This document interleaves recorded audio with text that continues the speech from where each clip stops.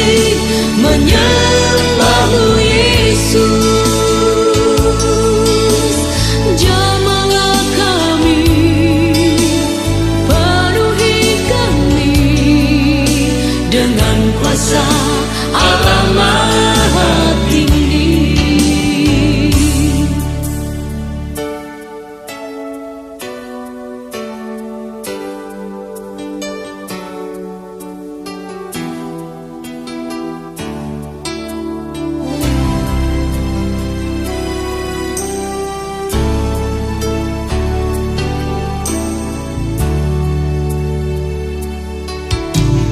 Roh Kudus, Kau hadir di sini. Roh Kudus, ku mengasihimu.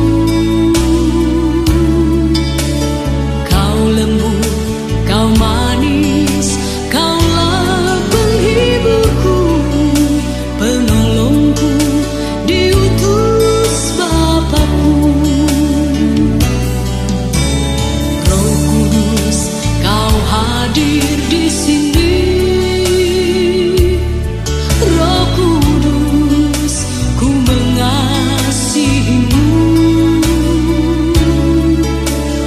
Kau lembut, Kau manis, Kaulah penghiburku, penolongku, diutus Bapakku.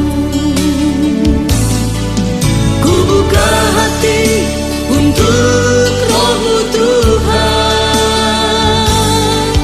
Ku buka hati menyembahmu Yesus.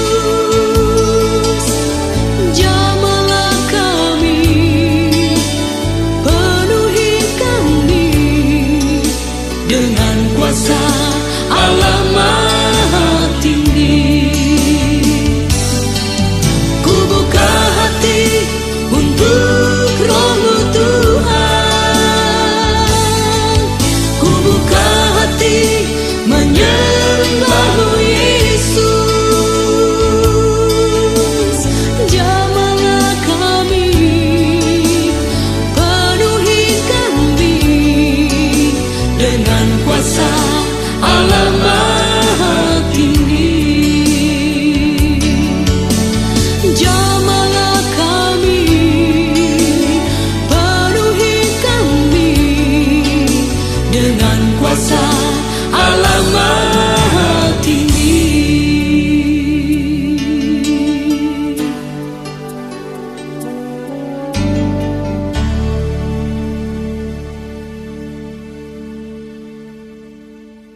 Shalom, selamat pagi Bapak Ibu sekalian. Senang sekali kita bisa berjumpa pada kesempatan renungan pada pagi hari ini. Renungan pada pagi hari ini adalah lanjutan dari renungan dari minggu-minggu yang lalu. Minggu yang lalu kita sama-sama sudah belajar dari Lukas 6 ayat yang ke-38. Lukas 6 ayat yang ke-38, firman Tuhan katakan, berilah dan kamu akan diberi. Satu takaran yang baik, yang dipadatkan, yang digoncang, dan yang tumpah keluar akan dicurahkan ke dalam ribaanmu. Sebab ukuran yang kamu pakai untuk mengukur akan diukurkan kepadamu. Bapak Ibu sekalian, Tuhan itu memberikan berkat sesuai dengan takaran atau ukuran yang kita miliki. Besar atau kecilnya berkat yang kita terima tergantung dari besar atau kecilnya yang bisa kita beri. Karena apa? Karena kita hanyalah sebagai saluran berkat yang diberikan Tuhan, yang dipercayakan Tuhan dalam setiap kehidupan anak-anak Tuhan. Pagi hari ini kita akan lanjutkan belajar dari Lukas 6 ayat yang ke-38. Ada 4 macam takaran berkat yang Tuhan sediakan bagi kita. Hal yang pertama, di minggu yang lalu kita sudah sama-sama belajar salah satu kata, yaitu takaran yang baik. Kata takaran yang baik ini berbicara tentang hidup yang berkecukupan. Tuhan inginkan setiap manusia, setiap orang yang percaya, orang benar, yang mau mengandalkan Tuhan dalam kehidupannya, Tidak ada satupun dalam kehidupannya berkekurangan. Kehidupannya selalu berkecukupan. Tidak pernah anak cucunya akan meminta-minta roti. Ada satu janji pemeliharaan Tuhan yang diberikan kepada anak-anaknya pada saat kita mau percaya, menjadi orang yang benar dan selalu mengandalkan pada Tuhan. Kata yang kedua yaitu dipadatkan. Arti dipadatkan di sini yaitu setiap ruang atau setiap rongga, sela-sela yang ada, kita harus diisi, harus ditekan dan dipadatkan. Sehingga apa? Sehingga bisa terisi penuh, akan menjadi lebih banyak dari takaran yang lebih baik. Ini berbicara tentang kesempatan yang Tuhan berikan kepada setiap umat manusia. Pada saat kita diberikan kesempatan oleh Tuhan, maukah kita mengisi satu ruang yang masih kosong? Kita memadatkan satu ruang atau rongga yang masih kosong. Pada saat kita diberkati lebih, mari kita melihat keadaan sekitar kita, keadaan sekeliling kita. Inilah kesempatan kita untuk kita mengisi setiap ruang yang masih kosong. Apa yang harus bisa kita lakukan? Apa yang bisa kita lakukan? Mari kita lakukan. Hal yang ketiga, kata yang ketiga dari Lukas 6 ayat yang ke-38, yaitu digoncang atau digoncangkan. Artinya yaitu isi daripada satu takaran yang digoncang itu turun ke dasar. Agar apa? Agar berbaur dengan lebih padat dan merata, sehingga dapat menampung akan lebih banyak. Mungkin pada saat kita memiliki sesuatu hal yang kita masukkan dalam satu tempat, kadang kita menggoncang-goncangkan tempat itu supaya apa? Lebih padat lagi. Satu rongga yang masih kosong di bawahnya akan turun. Ya, pada saat digoncangkan ada tekanan goncangan, akan turun ke dasar. Agar apa? Bisa berbaur dengan lebih padat lagi dan bisa lebih merata, sehingga dapat menampung lebih banyak lagi. Itu arti daripada kata digoncangkan. Ada sebuah kisah, satu kisah tentang petani kentang di suatu desa yang terkenal dengan hasil tanaman kentangnya. Pada suatu hari di desa itu lagi mengalami satu panen kentang yang begitu melimpah. Petani A, dia memanen kentang dengan cara apa? Dia dikumpulkan dengan begitu rajinnya, kumpulkan di suatu tempat. Sebelum dijual ke pasar, petani A ini mulai memilah-milah kentangnya, dari kentang yang besar dan kentang yang kecil. Dia mulai pilah-pilah, mulai memilih-milih. Karena apa? Kentang yang besar ini pada saat dijual harganya akan lebih mahal dibandingkan dengan kentang yang kecil. Dikarenakan di desa itu sangat jauh dari kota, sehingga dia tidak memiliki satu peralatan yang canggih, tidak memiliki satu peralatan yang bisa mendukung untuk memilah-milah kentang ini, sehingga dia lakukan secara manual. Ini membutuhkan waktu yang sangat lama, membutuhkan waktu yang tidak sebentar, karena panen yang dia miliki pada waktu itu begitu besarnya, begitu banyaknya, sehingga memakan waktu yang sangat lama, sampai berhari-hari. Beda halnya dengan seorang petani B, pada saat dia juga memanen kentangnya.